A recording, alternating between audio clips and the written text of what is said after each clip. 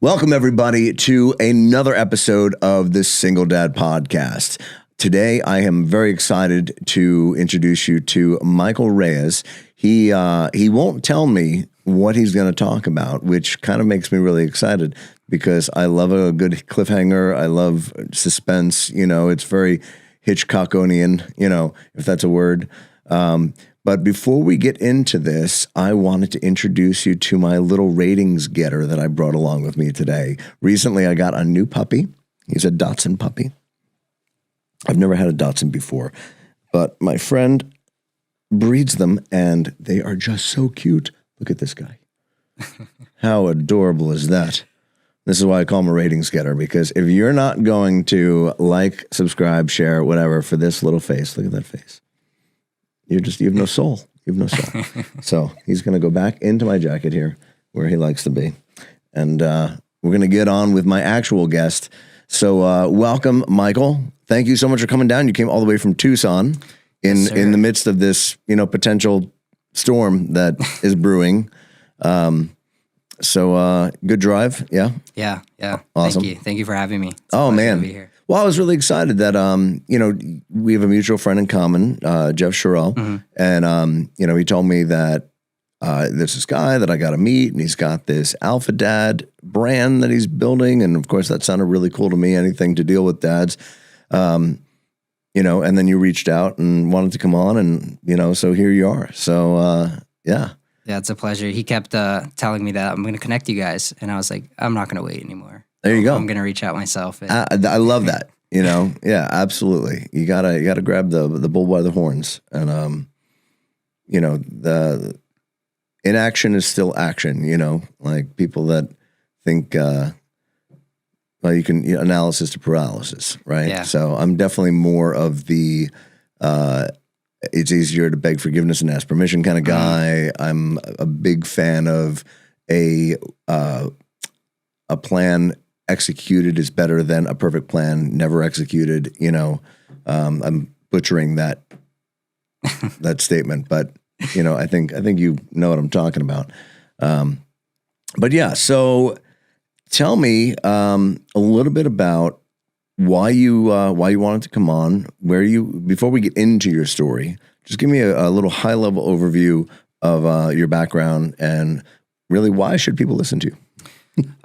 Well, just to kick it off, I'm just very passionate about being a parent, and I'm very passionate about just conversation and storytelling as well.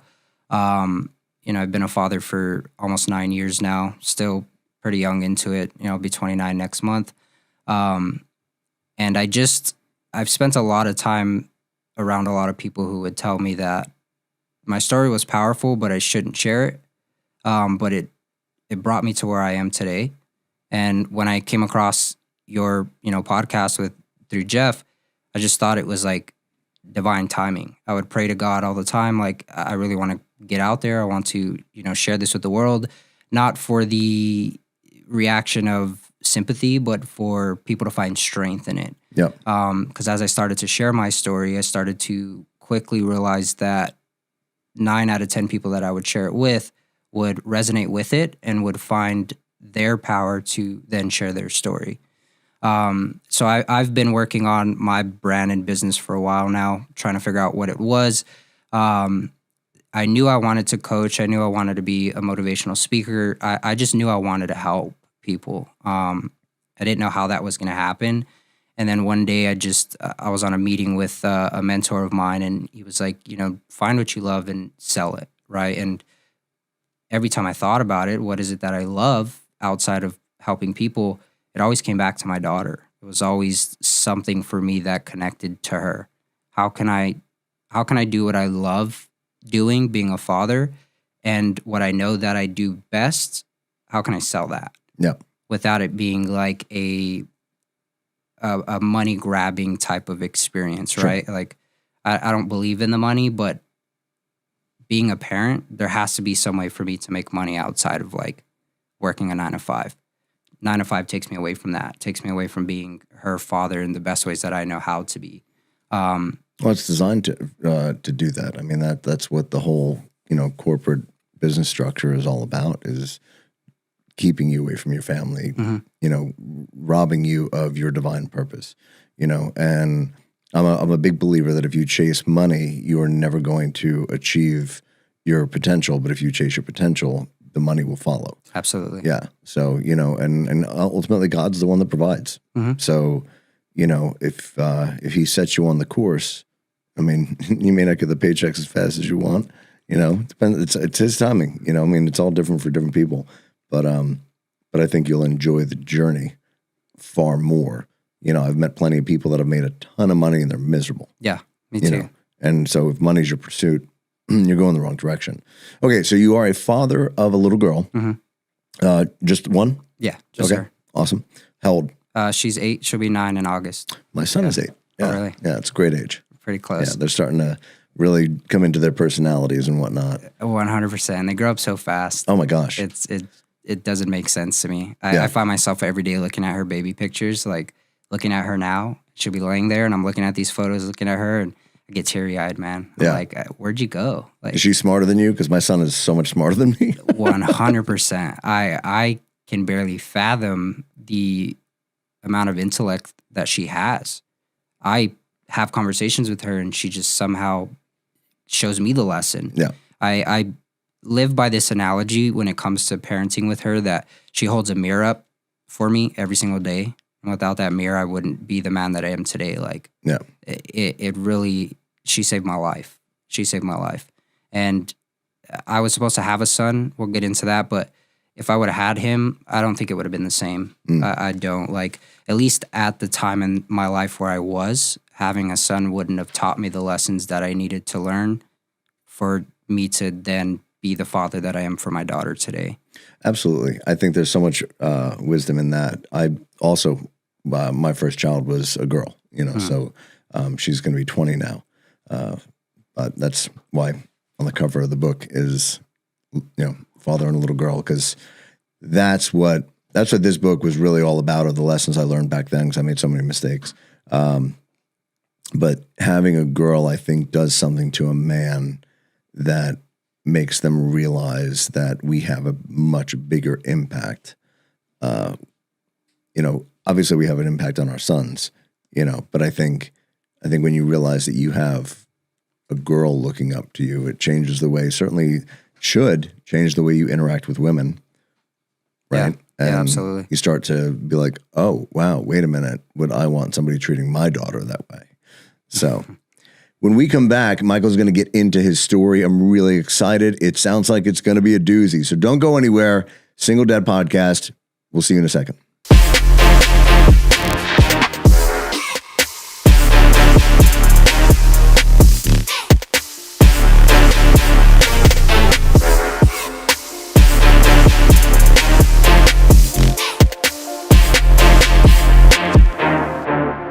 We are back. Ladies and gentlemen, Michael Reyes is here with me from Tucson, Arizona. He is a single father of a beautiful little girl, and apparently he has quite the story. And he hasn't told me anything about it yet, so I'd love to introduce it more, but I can't. So I'm just going to say, let's go. Michael, thank you so much for being here. Tell us why you're here. Let's do it. So my journey started, the adversity of my journey started when I was 5. When I was 5 years old, it was around my birthday time. I was taking a bath. I had got, you know, all these nice new presents from my grandparents from my father's side. I don't know if you recall the baseball bat that was like blue foam around it with the like red tip on it, and it had like the plastic baseball at the top. Yep. I was most excited to play with this toy. Okay. So I was taking a bath. I get out the bath, you know, going to find this toy after I got dressed. At the time, my grandfather was, he was sick. He was pretty sick. I don't remember much of him. I just remember him always being in a hospital bed. But he would take his medicine every night. So I get out the bath, you know, I go and find my toys, super excited to play. In the back, I would hear my grandmother like, go clean up your mess in the bathroom. I ignored it. I was a kid, super excited. Shortly after, I hear screaming. I'm like, what's going on? You know, I have no idea. My grandfather had went into the bathroom and slipped, cracked his head. So Oh my God. they rushed him to the hospital. And as the ambulance drivers were putting him into the back, um, my grandmother was telling my mom as she's holding me, I need you to get him out of here. I can't look at his face. And he died several hours later that night. And I did not see my grandmother or my father for 2 more years. My mother was working at a hospital in Tucson. And I remember one night, 7 years old, she gives me a call. Hey, son, somebody wants to talk to you. All right, sure. Who is it? My uncle, my father's brother, gets on the phone. I was very close with him when I was a kid. I remember a lot of times where I played with him. He would show me how to like fix this little slug bug that he had beaten down in the backyard. So super great times. But he hops on the phone and he's like, "Hey nephew," and I started getting all teary eyed because I haven't heard from you in 2 years. You just disappeared. He goes, "Your grandmother's dying, and I would love for you to come say goodbye to her, say your last few words." Okay, like I would love to, right? Go to the hospital. And when I get there, I see her, tied up to all these machines, tubes in her. She's not even alive. Um, Shortly after, my father comes in and he starts screaming at my mother, "What's that little kid doing here? That little devil killed my parents, Oh my and God. I don't want him here. Get him out of the hospital." Wow. So I remember him and, my aunt and my mother at the time just like really going at it while they're trying to like push me back. So we left the hospital and never saw my father or any of that side of the family again. Till this day, I still have not seen any of them. Wow. I've talked to my aunt about it like recently within the last 2 or 3 years and asked her, "Hey, would you be able to connect me and my dad? I would love to, reconcile and have him meet his, grandchild." And she was like, "Whatever, happened between you guys is between you guys. Um, he blames you for the death of his parents, and that's Jeez. something that he would, have to." You were how old when that happened? 5 and 7. 5 when his father died, 7 when my grandmother died. So a couple years passed. That was the story of my father. Never heard from him again. So I grew up without my father the rest of my life. My mother, however, would continue to date.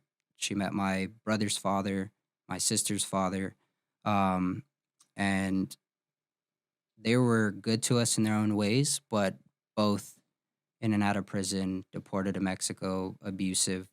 There's a lot of times where I would wake up in the night and my sister's dad would be beating on my mom, and she would he would come, ready to come and beat on my brother and sister. Me being the oldest, I would tell him, if you want to cause any harm to them, do it to me. Like stay away from them. So he would choose me. He would beat me. We lived in a trailer at the time. He threw me through the wall of the Wow. trailer. Like it was very abusive, very dark, and just a lot of screaming back and forth when I was a kid. So there was that portion of my life, and then my mom found her husband, her first and only husband. Um, and that was probably where life began to get a lot worse. Oh wow. She was almost 30 at the time. Well, like older 20s, and the husband was like 19. Super young, super young. Um, she should have seen the red flags because he was already on probation and stuff like that, but she didn't. Um, and he eventually, at first, he was really good. Then eventually, he started getting abusive as well. And then he ended up raping me, Oh and my gosh. he forced me to watch my mom be raped as well, and put us through quite a bit of turmoil in our lives. Um, and as that happened, I was also getting molested by a cousin in my family. So I had a lot of this pain just happening in the background of my life. And at the same time, I did not connect with anybody in my family. They would always push me away. They would always call me names. They would tell me that I would be the gay one of the family, that I would, not amount to anything. There were so many Christmases, so many birthdays where I would sit physically outside of the house and watch from the front porch while all my cousins would celebrate Christmas opening gifts and I would not receive anything. So I had all of this stuff going on around me. And the only person that supported me was my grandfather on my mom's side. He was such a great man, but he wasn't in my life for long. He ended up getting cancer. He developed cancer, and I was in high school at the time. And when this happened, it was very hard for me to deal with because the one man that I actually trusted and looked up to was passing away. So I started misbehaving even more in school, hanging out with the wrong people. I was in a lot of sports, but I still would hang out with people that were just not good influences. I didn't get that from my family, so I was seeking it elsewhere. Um, and the last thing he ever said to me that he was very disappointed in me because of how I was behaving. And then he got a tumor in his neck and he couldn't speak and he was slowly deteriorating in our living room. I lived with him and my grandmother my whole life, basically after my mom's husband. So when that happened, the day that he was, on his last, couple breaths, all of our family was at the house. And my uncle, his son, was flying in from Iraq because he was deported, or he was deported. He Deployed. was deployed. Um, and when he flew in, my grandfather took his last breaths once he arrived. And I remember everyone was crying. It was a very traumatic thing. Everyone had lost a very important man in our entire family. That man, once he left, he was holding our family together. He was the glue. He was the one who taught everyone everything they knew. Once he passed away, everyone just kind of, Yeah, depleted it in their own happens. way. So that night, I'm sitting there with tears in my eyes, and my uncle grabbed me and he's like, I don't know why the fuck you're crying. He's like, nobody wants you here. Get out. And I went to the backyard and I climbed up on the roof and sat there crying. Look up at the sky and see this one very bright star, just one star in the entire sky. Just kept blinking at me. It's most likely um, it's most likely a satellite. Okay. It's most likely a satellite, but to me, it felt like that was him. Right? He was the one person that believed in me. But for him to say what he said, he was disappointed, and then that happening with my uncle and stuff, it was just hard for me. So I spent quite some time, going through all this turmoil, bad friends, family pushing me away, always picking on me, fighting with me and stuff. And it just kept on going. Then I, would go through relationships where, I'd get abused because I accepted it because I thought it was right. And then I met my daughter's mom. When I met her, she had a son who was 4 months at the time. And because I grew up without parents, I had a very soft spot for kids. Sure. So I was like, I'm going to love this kid. I don't care if he's not mine or not. I'm going to love him.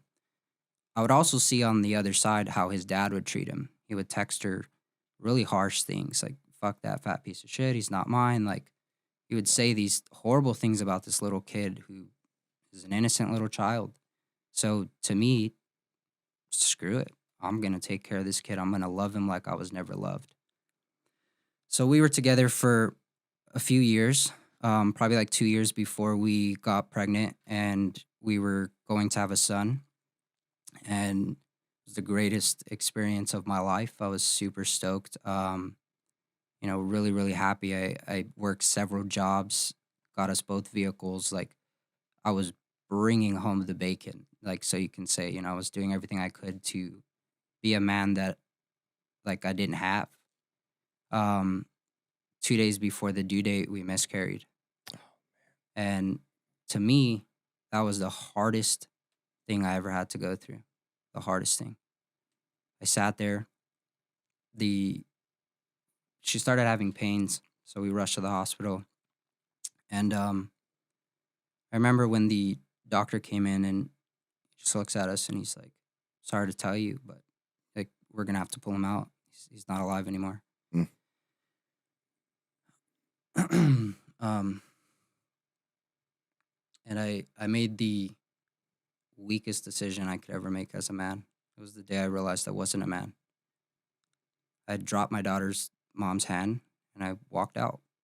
I didn't know how to take it. Wow. It broke me in every way possible. I had stayed strong for as long as I could stay strong. Everything before that it seemed like cake. Jeez. And that happened. So walked out the hospital and got in the car and took off driving from one side of town to a park that I really love to go to. And as I'm driving, I don't know if you ever heard the song Hero by Enrique Iglesias. Oh, yeah. That song came on the radio, and I had not cried yet. I was very angry. That song came on, and I broke even more. Mm. All I could think of was I wasn't strong enough to bring you into this world. I wasn't your hero. I wasn't her hero. Like everything just broke me, and I was bashing on myself as much as I could. So I get to the park.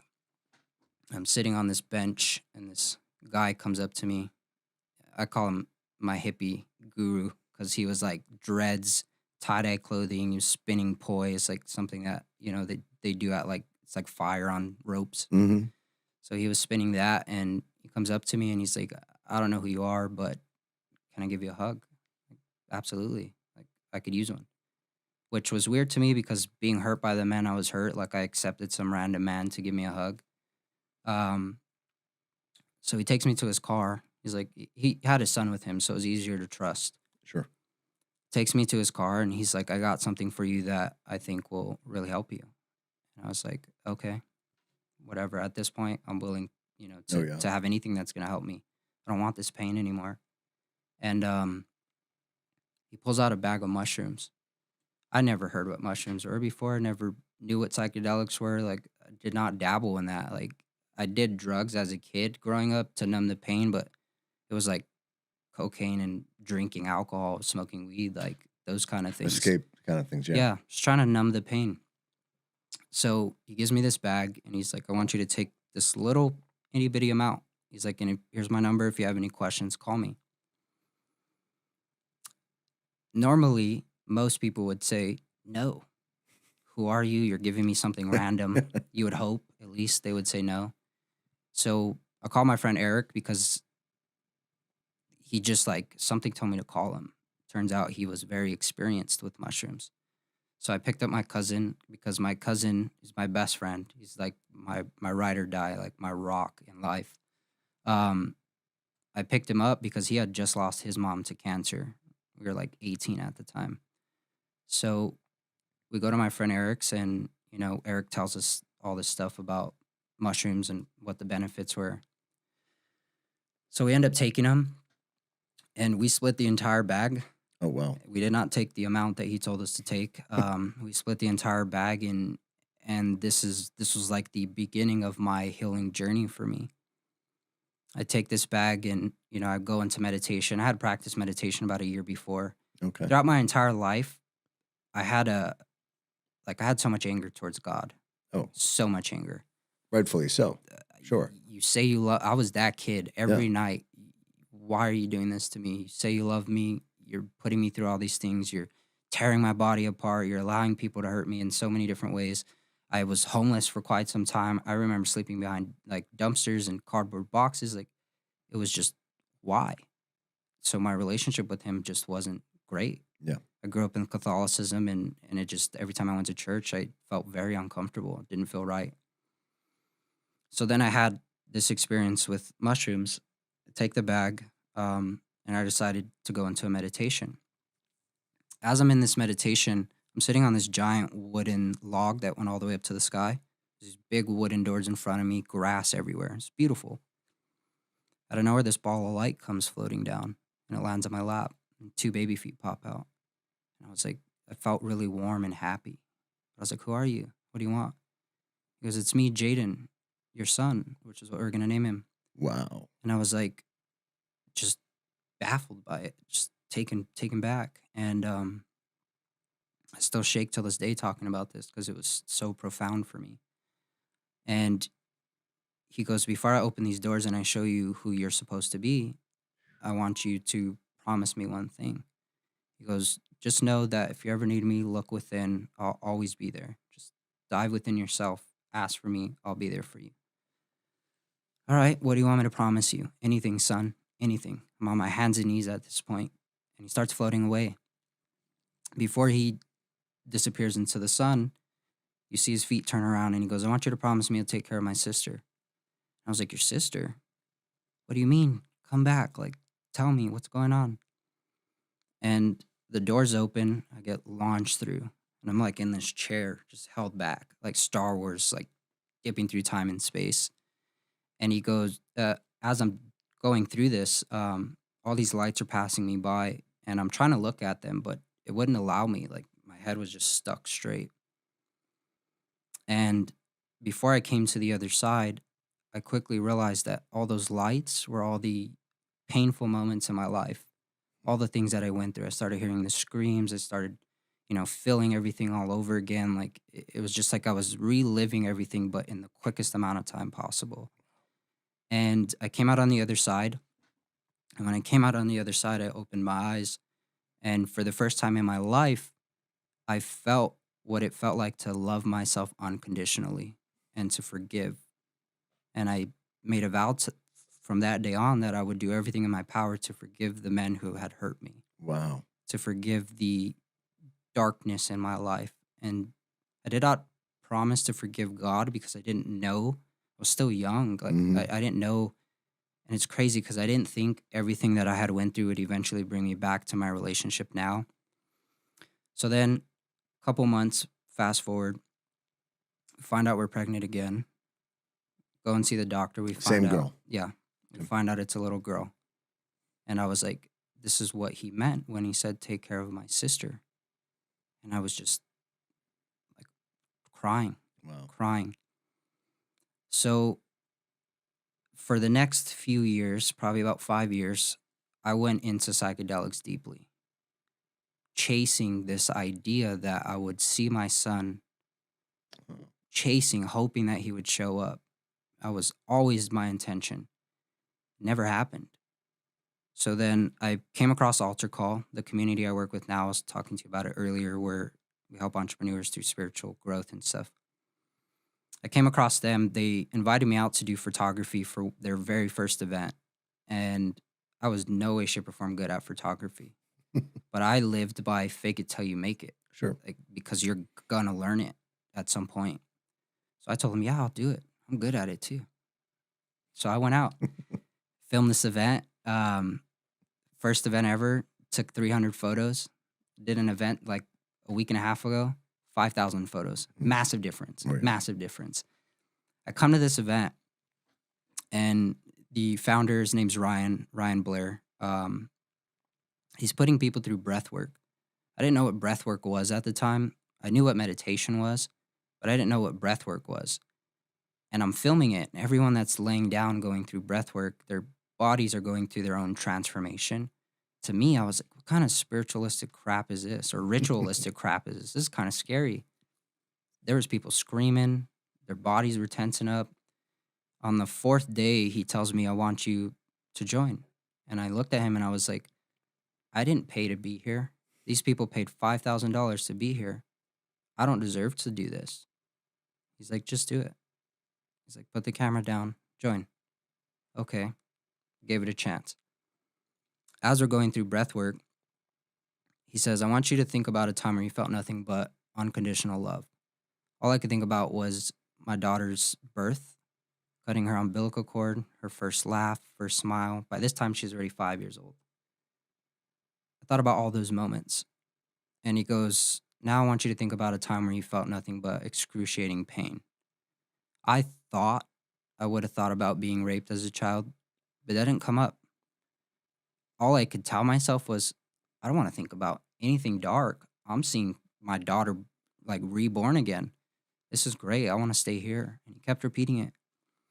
The more I denied it, the more of what happened next, like, was stern. Like, it just smacked me. As I'm denying it, I would hear Jaden whisper once, Jaden twice, Jaden 3 times. 4th time gets louder. On the 5th time, it was that smack. I was flashbanged by this light. And on the other side of that light, my son steps forward. He would have been 7 years old at the time. Full body, full face. I saw him for the very first time. And then my dog that passed away that I grew up with rolls up right next to him. And I just started bawling. Wow. And I was like, forgive me, son. I tried looking for you. I failed you as a father. Like, I've tried to do my best by my daughter. Like, I've failed in so many ways, and it was just so hard to face him and tell him that. I was on my knees begging him for forgiveness, and he comes up to me and he just puts his hand on my shoulder. And he's like, "Dad, take a deep breath." He's like, "You're doing great with what you've been through and what you know." He's like, "I'm proud of you." Dang. He's like, "When you look for me so hard through psychedelics, like, there was a reason I denied you." He's like, "You needed to do this like naturally." He's like, "I would come to you in the right time, and this is the right time." And he hugged me, and Ryan calls us out of the breath work, and I open my eyes, and he goes, "Anybody want to share?" I didn't think I was going to share. My mouth opened, and I couldn't stop. I started crying. I was like, I saw his face for the first time, and he's like, "Who?" And I was like, "My son." I never would have thought I saw him, and I'm sitting there bawling my eyes out, and the entire community just comes around me and starts hugging me, and it was scary because I had not been hugged, not by my mother, by my father, not by the girls that I was dating, like, and all these random strangers just embraced me. And it was the first time I ever felt like I was a part of something greater than myself, a family. And it took me down my journey with this company and allowed me to help other people at scale, allowed me to share my story, allowed me to really break through and figure out what kind of man I wanted to be. So after I had met my son, because because of the sexual abuse in my life, I attached myself to addiction in a sexual way. I went through like a BDSM lifestyle because it was the only way that made me feel good. And there was a night I'll never forget that changed everything for me as the person that I was, to allow me to redirect myself to the person I am now. I was on so much random like drugs at the time, just losing my mind. I had multiple girls throughout the house. I was just in this place of like darkness. Like, I was just put through so much pain.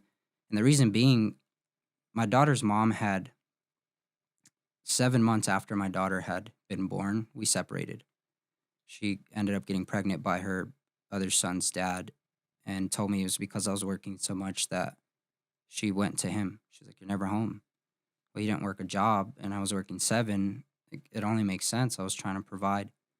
So we had separated. So for the first 2 years, I didn't get to see my daughter. Oh, wow. I tried so hard. I would bug her all the time.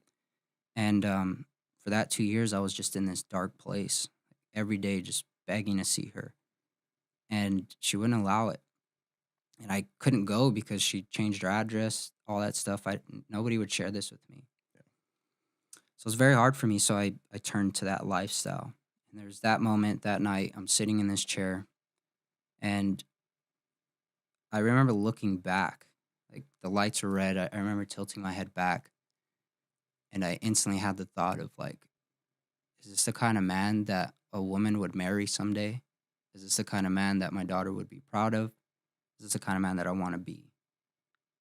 I was like, no. In any way, shape, or form, this isn't, my daughter would never condone this. And I would be ashamed if she ever found out that I was this kind of person. And I vowed to never be that person again. And I started taking my journey through spirituality before I came to Christ, diving deeper into becoming better. And it was hard. It was a long road. It took me so much self-reflection to get to that point.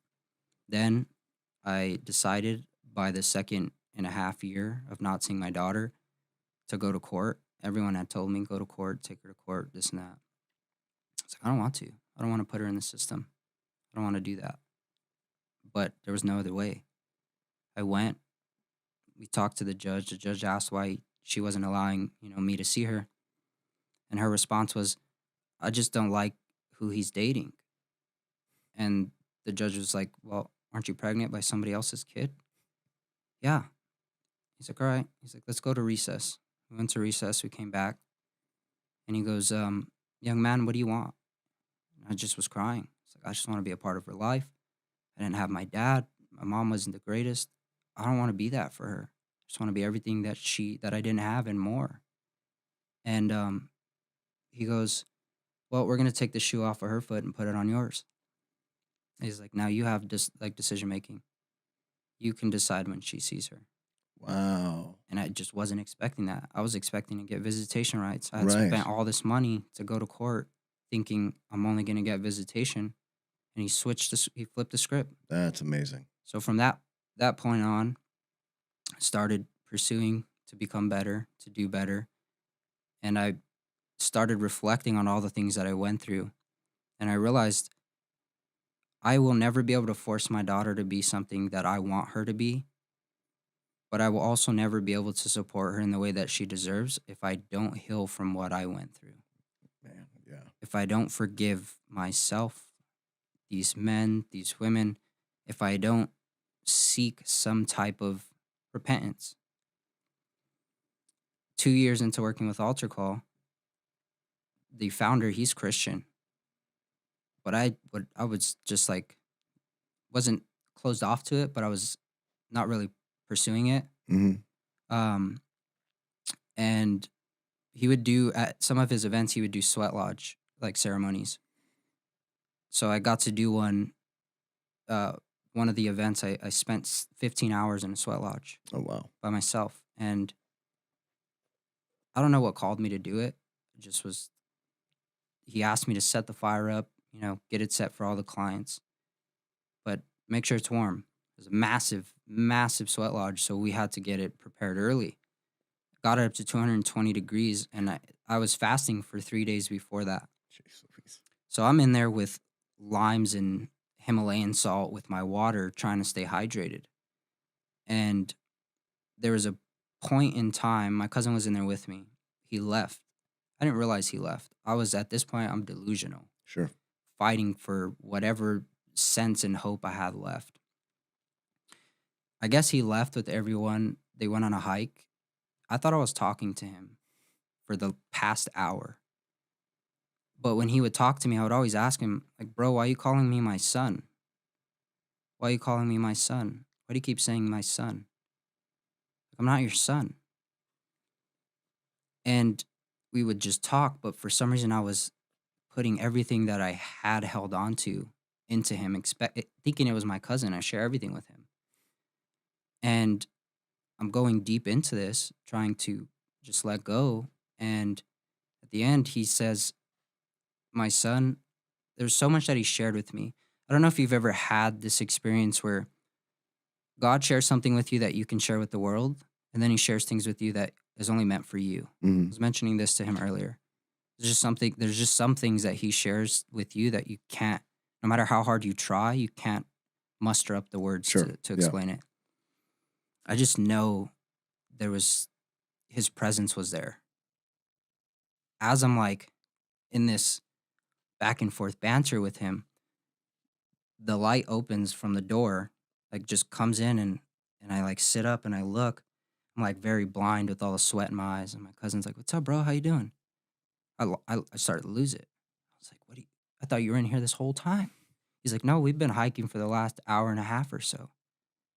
And I just started shaking. Wow. I was like, "Who was I talking to?" I did another 2 hours in there with all the clients and the shaman that came, but all I could think of as I reflected on that day was like that was I've had many interactions with him that I was too blind to see, but that was like a massive one for me. Then I had one more massive one that just happened like a week and a half ago. I was up in California at the event. I had not been to the last event, so I finally came to this one with Altar Call, and they were talking a lot about, like, I had met a lot of parents, which is funny because I've been trying to build my brand with parents, and I come to this event and every conversation I had was with parents that wanted to join or like learn more. I wasn't expecting that. But there was also a lot of conversation with God. And there was a pastor there too as well. Pastor Bill, he's like the pastor of the entire community. He had been a pastor for quite some time. And I had asked him about a situation that I dealt with a while back. I was trying to help a schizophrenic out, Hmm. just trying to understand him. And there's a situation where I met this schizophrenic guy through another company I was working with. Never met this guy before, but he kept telling me, like, Mike, you were there. You saved me. And then he would go on talking about other things, and the other people in the house would be like, he's crazy, don't listen to him. Right. Naturally, me, I'm curious, so I would listen to him. I'm not a doctor or professional in any way, but my analysis was that the things he was saying, his schizophrenia was trauma induced. He had been raped as well. There was something that had went on with him, and it just sounded like that's what it was. Hmm. I remember doing a sound healing with the guy that was at the house, and I was in like this dark area. There's like molten lava everywhere, and like the skies are on fire. And I was like, "There's no way like I have this much darkness in me. There's no way." And I'm looking around, and then I hear Mike. I turn around. By this time, I'm in this like dream world, right? I turn around, and the schizophrenia patient was like 30 yards from me. He starts smiling, and he goes, "I told you you were there. I told you you would find me." He's like, "Thank you." And I like jolted out of my meditation, and I was breathing like hard, sweating. When I look up, he's laying at the bottom of my feet in his own meditation. Then he comes out of it, and he looks at me, and he's like, "Told you you were there, Mike." Dang. And I was like, "What the heck?" So I asked his pastor about this. Like, how do what do you think of this situation? He goes, "It sounds like you might be a seer or something like that." Like, he's kind of going into it. But I had told him about my relationship with God and where it was at. I've asked God many times in my own way, prayer, use me as a vessel. Like, allow me to touch other people with your word. Allow me to share your light. But I didn't understand there was a right way to do it. Like, there was a certain way that would allow him to fully be, to fully accept him. Right. So this, pastor walked me through this experience, and he has me do a prayer and lead after him. After this prayer, like, my entire body was just cold, chilled, shaking. But I had been exhausted. We had just done this event from 8 o'clock in the morning to like, it was already midnight before us, workers were ready to go to sleep. I was ready to go to bed. After this prayer with him, I was up for the next entire day, fully energized. Oh yeah. I went and did a cold plunge, did the sauna. Like, I was not tired at all. But I knew for the first time, like, his presence was in me. I've had the presence with him in the sweat lodge, but this was different. Like, this was him, me accepting him Right. 100% into me. We leave that event on the way home from San Diego to Tucson. It was storming really bad. San Diego's been flooding the past. Like, we had left just in time. We were debating, should we leave? Should we stay? Like, we don't want to get stuck on the bad end of the storm, but we don't want to drive through it. So we decided to just go. On the way back, I'm in the passenger seat. My cousin's driving. I'm dozing off, but I was terrified to go to sleep because we could not see in front of us. The moment my eyes closed, my cousin's just like, "Yo, yo, yo, yo, yo." And I open it, and this car skids and starts flipping in front of us. Whoa. He's like, "Should I pull over?" And I'm like, "Pull over. Like, pull the fuck over." So he pulls over. I jumped out on his side, climbed over his lap, took off running to the car. I get there, and the driver, female, honking the horn.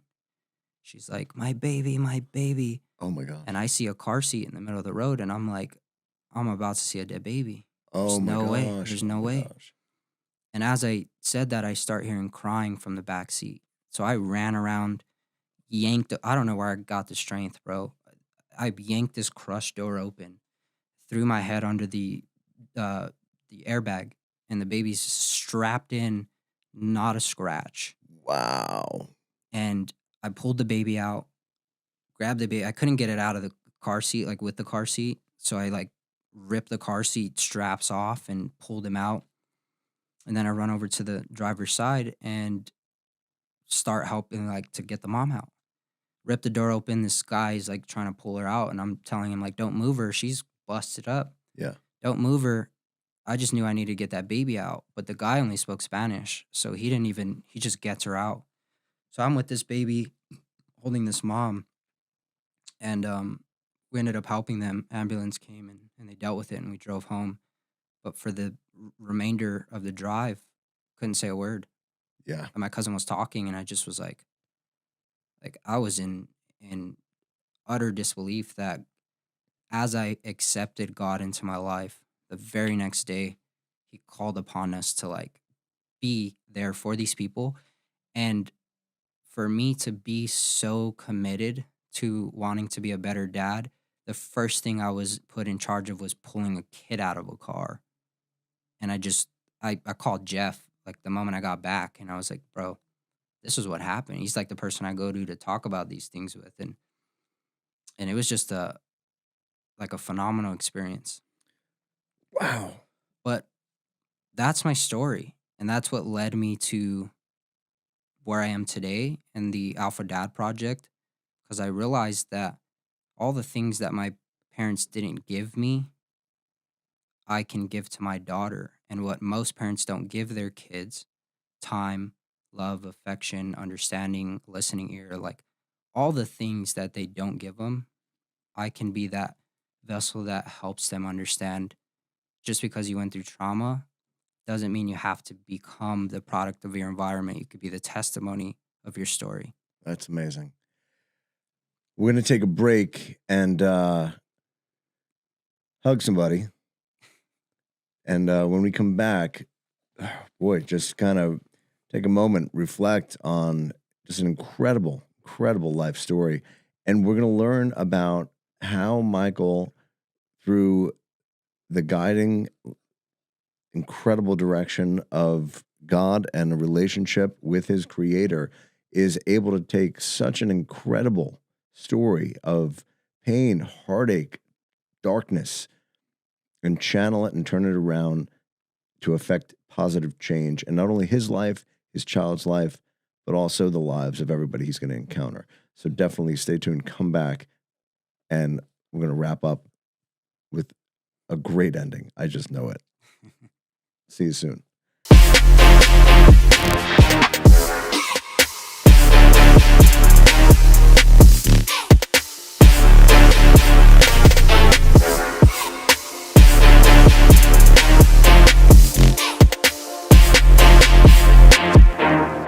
Everybody, welcome back here with Michael Reyes, which if you're just tuning in, rewind, because you missed out on one of the most incredible stories I've ever heard in my life. And I've been around the block. So that's saying something. Michael, thank you so much for being here. Thank you so much for sharing. You started off by saying so many people told you not to share your story, and I think that is, the last episode that I was on, actually it wasn't even the Single Dad podcast. It was the Ignite Fire Media podcast, but I called, and this totally just came out of the blue, but I called the devil the evil magician. And I like that. So I'm going to keep using it. But I think that is the evil magician trying to keep this story and God's purpose. And as we were just talking about over the break, possibly the collaboration of you and your spirit self before you came here, working with God to decide what role you were going to have. Because I think that's a beautiful, beautiful take. And just to kind of clue you into what we were talking about, I love the verse, before the foundations of the earth were laid, I knew you. And I think that there's something really profound and powerful in that. What that tells me is that we knew God before we were here.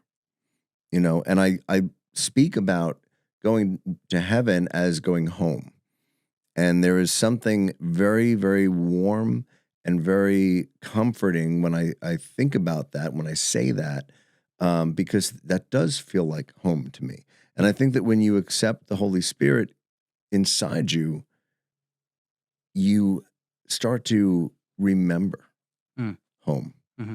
Not in a way that, like, I don't have, although I do on occasion have glimpses, but it's more of a warmth of just, it's almost like remembering the house you grew up when you were 2 years old, like before memories really become cognitive, and that's the way that I feel about life after this, the real life, because this isn't real, right? This is, I call it a deployment,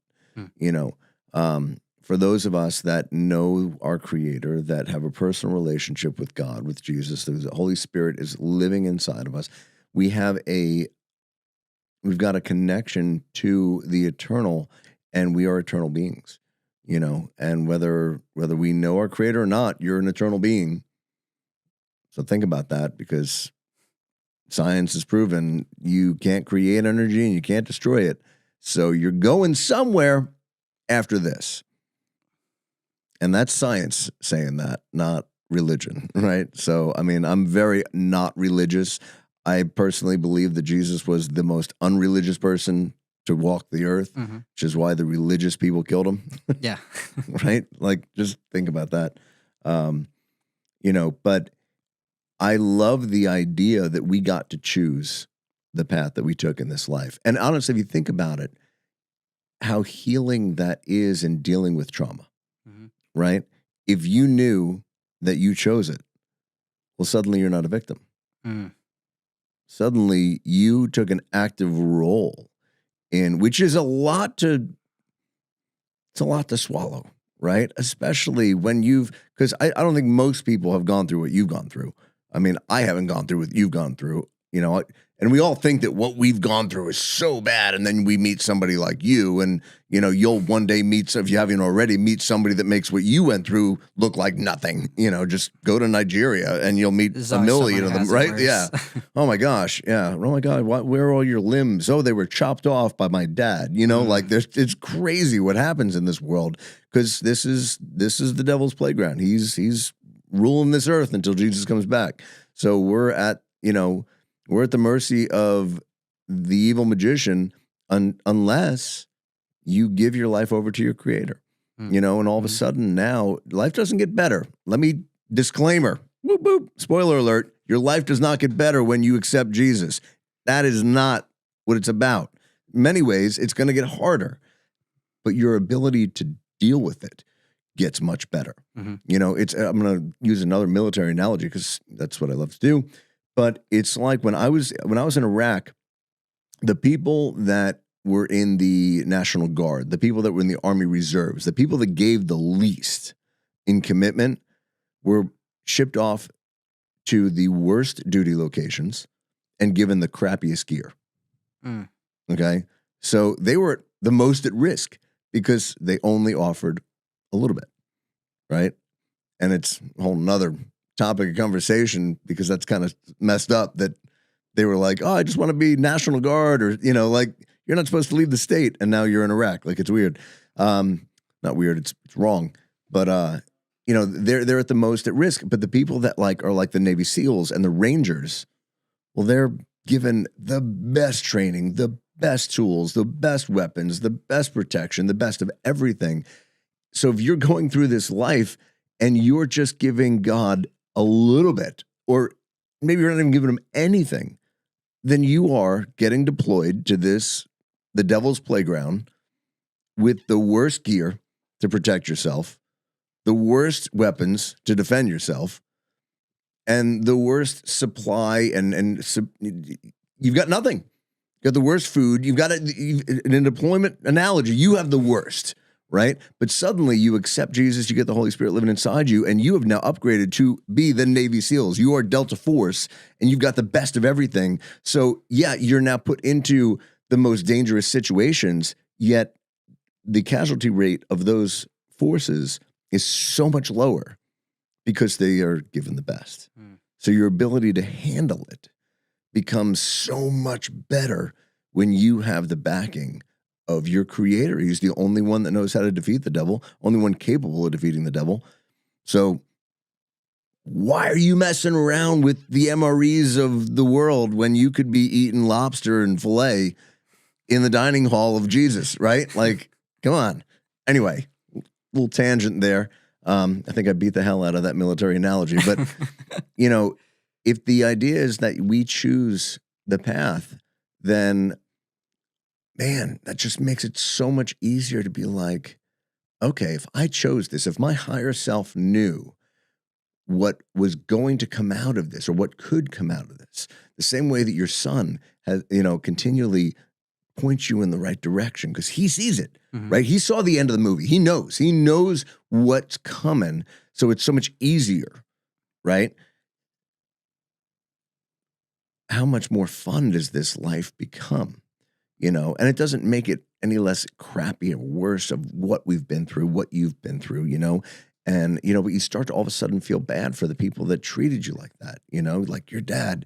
That sucks for him, man. It sucks for him, not you. It sucks for him. That's how I came to learn how to forgive these people, because I put myself in their shoes mentally. What did you go through that broke you to a point where you had to break somebody else? Right. And that was what allowed me to forgive them. It was like, you must have went through something harsh. What you did, coming back to the 4 agreements, that was when I learned that lesson, reading that book. What you did to me wasn't because of me. It was for me, but because of something that you went through. Yeah. And it allowed me to forgive. And it allowed you to create Alpha Dad. So talk to me now. You are on this now path and that's the true blessing of healing is not about you. It's, just like forgiveness is not about them. Your healing only brings you to 0 because when you have now gone through hell and you've made it through to the other side, there's something instinctual about it that makes you want to go back in and help other people out.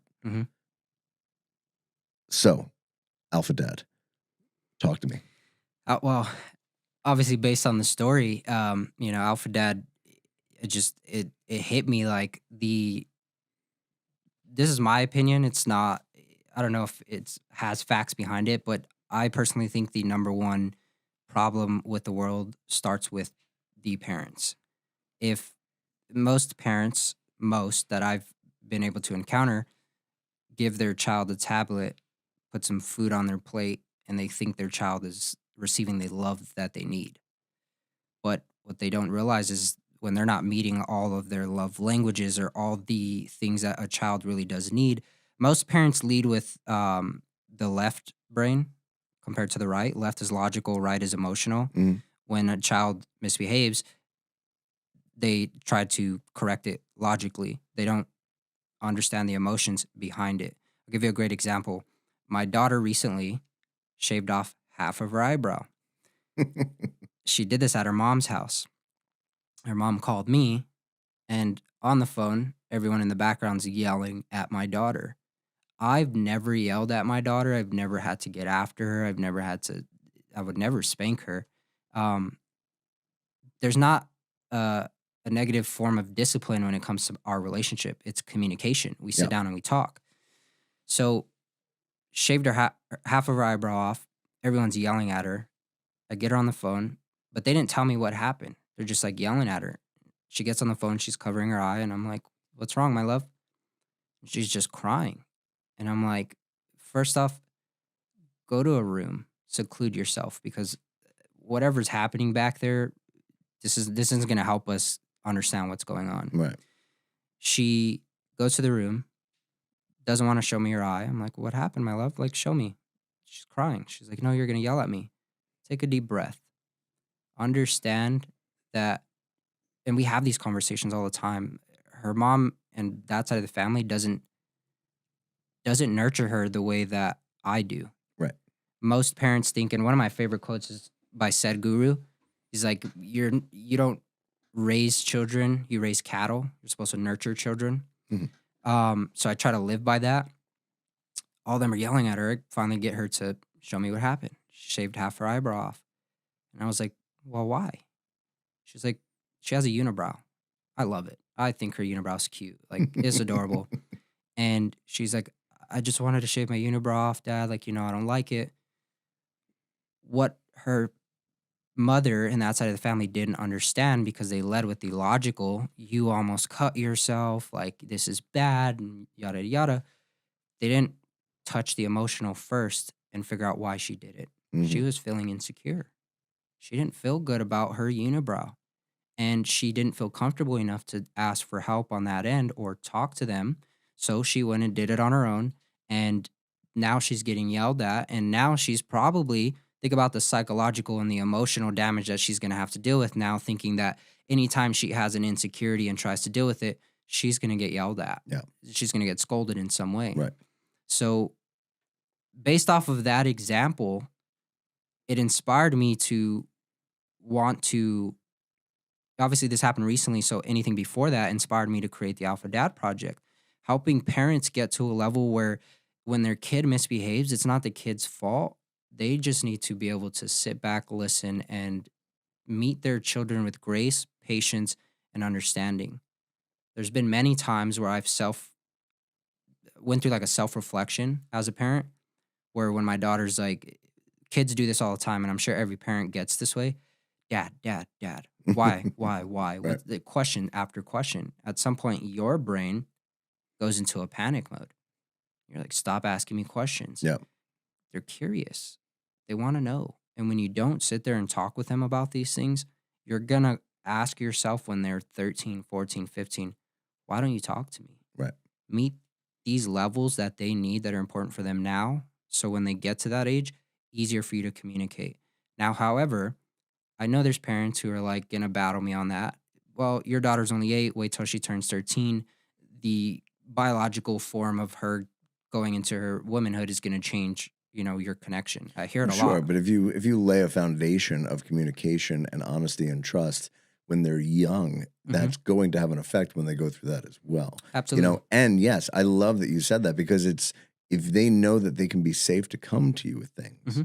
I say that to my son all the time, and that's actually what I wrote this book about, is you'll never be in trouble for telling me the truth. You'll never be in trouble for coming to me and saying whatever happened. I can't protect you from all the consequences, but I can help mitigate, the damage, afterwards. So, let's say, like when I was 16, I think I backed the car into somebody else's car, right? There's consequences to that. They can't protect me from that. However, if I knew that I could tell them the truth about it and that I wasn't going to get yelled at, I wasn't going to get punished, I wasn't going to, nothing above and beyond the consequences that they don't control, then when I get into something really bad, I'm going to be like, man, I got to go to my dad. I got to go to my mom. I got to go and to my parents, instead of I have to hide it from them. The one people that hopefully, are there to try to help you. So I think that's awesome. So you're going to shave half of your eyebrow in solidarity. I asked her too, like, you want me to do it? Like, I'll Did you really? Yeah, I told her on the phone. That's great. Like, I'll do it with you. Don't worry. Like, I think you look beautiful. And it took a few minutes to get her confidence back. And then when she came, back over, she was like, in person, her eyebrow was, still shaved. And I just sat there and I talked to her about it. And she was like, there was another incident at school. And this was also another reason that really lit a fire under me to be the parent that most children need, but through coaching. Yep. Her school sent me a one-liner email a while back. Hey, we found your daughter four blocks up the road. She's okay. Whoa. And I'm like, an email, called, principal answers. I just got your email. What's going on? Oh, nothing. We found her 4 blocks up the road with another student. She's okay. Well, do I need to come down there? No. Bullshit. I'm on my way. Yeah. So I called her mom. Hey, this was what's happening. Like, she didn't have a car at the time. I'll pick you up. Let's go. Oh, well, you could just go. No, this is important. Let's go. Picked her up, showed up. The moment I get there, my daughter's in the chair and the principal's already going off, like blaming my daughter for everything that happened. Which, okay, I get that my daughter was the decision maker in this particular situation, but the way she was handling it was an absolute no for me. Yeah. She's like slandering my daughter, like, your daughter convinced another student to walk out the front door. Well, do you know why? Right. No, I don't. She just did it. Okay, well, I don't get angry often. It's very rare for me. I looked at the principal. I was like, you need to sit the fuck down. Like, I don't handle this or anything like this with my daughter in this manner. Yeah. Let me show you how it's done. Good for you. And my daughter's like curled up in defensive mode, right? Trying to protect her. So she's scared. Put my hand on her. My love, let's figure this out. You're not in trouble. Principal's like, oh, she should be.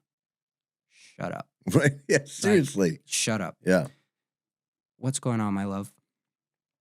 She had been being bullied for a couple weeks before this. We had talked with the principals, teachers, all that stuff. They said they handled it. It was happening again at school. She knows that when something happens, she goes and tells the teacher, we've talked about this. Mhm. She said she went and told the teacher that day. They didn't do anything about it. The little girl pulled her hair and threw rocks at her. So she didn't want to be there. She walked out the front door. It was wrong for her to make that decision. But Sure. if you're don't feel safe enough to be a 7, 8-year-old girl and you're going to walk out your class, your school, there's a million things wrong with that. One, the principal's office is facing the front door. She should have seen it, stopped it. Security, stopped it. None of that. She walked out the front door and she left. Thankfully, the neighbor that called the school safety was an older lady. She grabbed him, pulled him aside, made him some sandwiches, and waited till they showed up. Wow. Thank God. Because that's been my biggest fear, that something like that would happen, right? Like I Oh, can't if she feels prevent it. safer on the streets than she does in the principal's office, then there's something wrong with it. Absolutely. Yeah. So we got down to that, and I asked her, we figured out what was going on, and I looked at the principal and I was like, you're literally slandering her, making her feel like the smallest little pebble in the world by yelling at her, and you didn't bother to once ask her what was going on. And that's how most parents are. They're quick to just be like, you did something wrong, but they don't sit there and talk about why it's wrong, why they made the decision, what they could be doing better. I do that with my daughter every single time. And now you're working on a book. Mhm. And do you have a program in place, or are you building your program? Yeah, so I'm almost done with the coaching program. It'll be the Alpha Dad Project as well. Okay. It'll be an extensive like online digital course, but I also do offer like one-on-one coachings. And I love working with parents because they come to me all the time with questions. But March 8th, I will be releasing my first product, which will be the parenting journal. I won't be releasing the title yet, as we discussed. Right. But it'll be a journal, 90-day journal that, has activities and, hobby trackers, and just different things that allow parents to build on their relationship with their kids and then to reflect on where they could be better and how they could be better. It's got a bunch of my favorite quotes in there and a bunch of like Bible verses in there as well. So That's awesome. Now, how can people follow you and find out about this in preparation for the release? They can follow me on Instagram. It's just @Michael_Reyes_. Okay. And then in my link on Instagram, it's my website and everything. And then once I release the journal next month, I'll be posting the link in there as well. So. Awesome. Well, look below in the comments. We'll go ahead and put that link so that you can find out more about this and be prepared. If you're watching this and it's past March 8th, then it's going to be on Amazon, right? Yeah, Amazon. Yeah, as so well. just get a copy of this book. Find out how Michael was able to grow up in extreme situations. I mean, really, where most people, I think, would be. I mean, my God, it wouldn't be surprising if you were on rooftops, like sniping people out, right? Like there's no reason aside from the grace and love of our Creator and Jesus that a life such as yours could be turned around and used for so much good. And if you want to find out how to take that kind of wisdom and apply it into your life and help to heal your children, prepare them for life, then definitely follow Michael. Get that book. And Michael, I'm going to have you back on the show after the release of the book to learn more. I want to hear more about now the growth of this, because that's incredible. Your story is incredible, but what you're going to be doing and doing right now moving forward is even more incredible. So thank you so much for being here. And if you enjoyed that, definitely follow Michael, like, subscribe, do all that stuff. That always feels weird to me. That's the one part of this I don't really like. If you want to follow it. If you don't, whatever. I don't know. To me, God handles all things. And, if I'm going to hit a bunch of people, then it's going to happen through his power, not because you're liking and subscribing. Like, I don't know. That's just so weird to me. But I guess you're supposed to do that. Who knows? I care more about the message and the people. And remember, as always, learn to love yourself by getting in touch with your creator, because if you want to love others, you can't love people beyond the scope that you're able to love yourself. That's where it all starts, and it starts by getting to know the person that created you. So, Michael, thank you so much. Thank you. It was a pleasure. Absolutely. We'll see you next time on the Single Dad Podcast. Thank you so much for checking in. And, well, I'm going to let Cookie say goodbye, but she's out. Or he. It's a he.